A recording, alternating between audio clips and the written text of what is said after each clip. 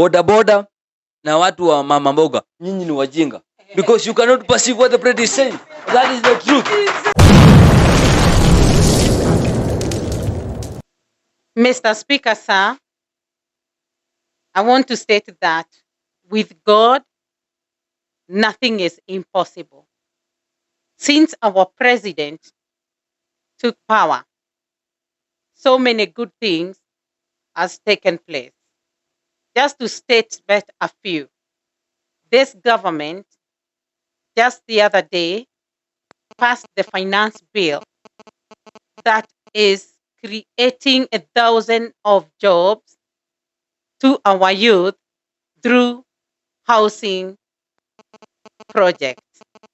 My other point is, this government, the other day, our president increased the salary of Kenyans so that they can be able to cope with the current economy.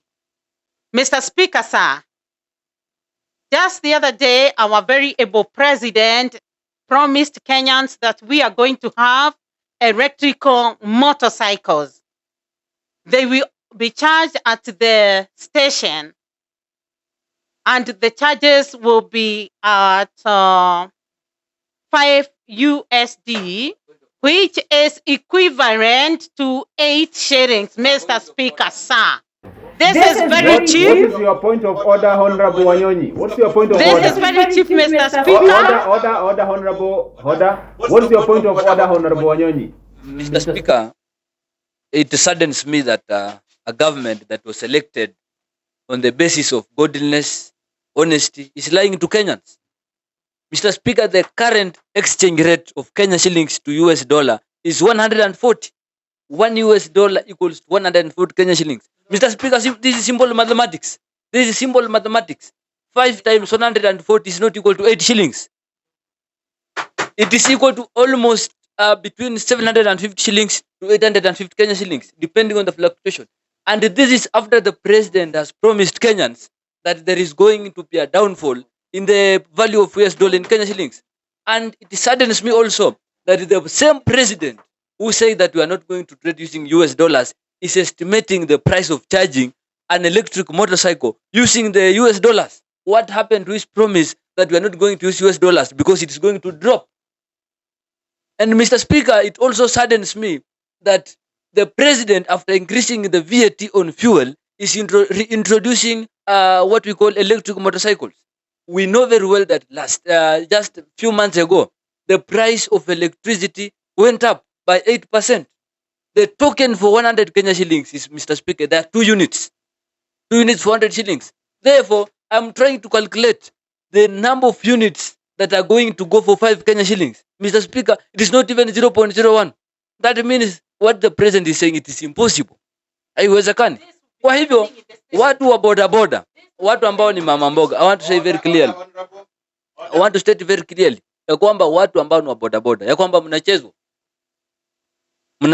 Na hata kama vichwa zenu ni ngumu kama makadamia, Mr. Speaker, let it be very known clearly ya kwamba hakuna stima yoyote shilingi 5 inaweza kufanya chochote, because even cooking, Mr. Speaker, to cook an egg you require 0.5 units. What about charging a motorcycle? Order, Honorable. He's on a point of order, so allow him to finish his points and then you will proceed. Mr. Speaker, Honorable. Most honorable members in the parliament right now are government puppets.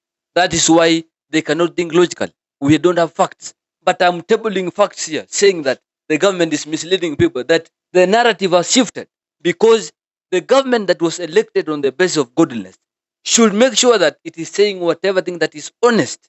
And that means that they should be honest to Kenyans. Mr. Speaker, the honorable here has talked about the government increasing the salaries of employees. Mr. Speaker, the lowest person in Kenya is not employed. The lowest person is the boda boda guy who is acting on the basis of self-employment. That is mama mboga.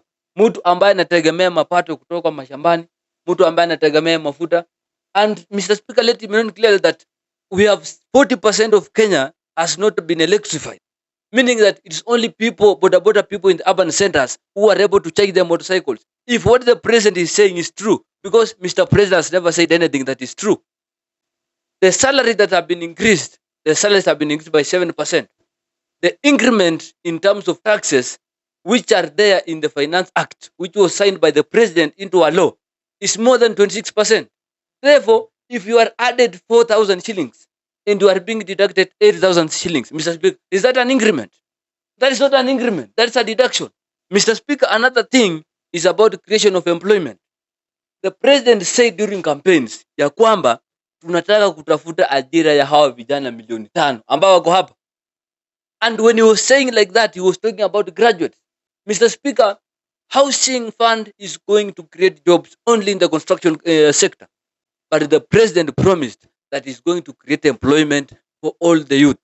But now he has created a narrative that is discriminative. Meaning ya kwamba kama wewe sio mtu wa mjengo, you are going to remain unemployed forever. Mr. Speaker, kazi ya mjengo ni kazi ya sulubu. Yeye alisema mama mboga. Mama mboga hata saidika kivyovyote na kazi ya mjengo. That is why we want to seek the president ya kwamba let him stick to his agenda ya kwamba he will create 5 million jobs to unemployed graduates, not school dropouts. What about the graduates? Mr. Speaker, watu si wajinga. And that is exactly what the president is saying. Ya kwamba boda na watu wa mama mboga, nyinyi ni wajinga. Because you cannot perceive what the president is saying. That is the truth. Hivyo ndo anasema ya kwamba msipofunguka akili nyinyi ni wajinga.